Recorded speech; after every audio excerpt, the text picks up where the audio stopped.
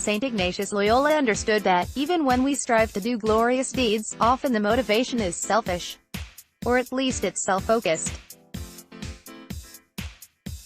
In his early years, he trained to be a soldier and a knight. He wanted to sacrifice himself for country and for some beautiful lady he could defend and honor. But years later, as he meditated, prayed, and discovered God, who created and loved him, Ignatius dismantled old ways of thinking. Rather than becoming proud and worried about making a good show, a person must develop humility.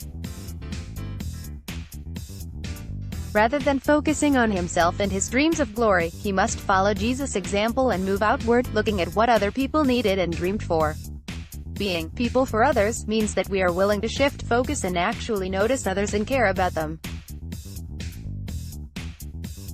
What does that look like on a typical day? Here are just a few ideas. When I'm around someone who is behaving badly, rather than think of how the behavior irritates or upsets me, I wonder what might be triggering that person to act like this. A child in the hospital? Job loss? Relationship problems? A string of faulty decisions? While working with other people on a project, I resist worrying about how my input is received or how much I am noticed and concentrate on helping each person on the team do his or her best. I pray as much, probably more, for others than for myself. Rather than turn away and distract myself from others' suffering, I make some move to help. My decisions about time, money, and other resources always factor in how generous I can be, and I come up with concrete plans for sharing. Being a person for others will always be a challenge, because we are conditioned from an early age to focus on me and mine.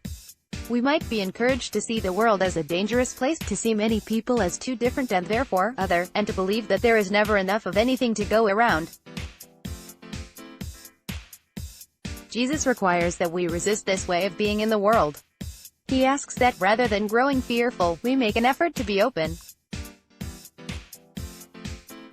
Rather than grasping and hoarding, we are to be grateful and generous.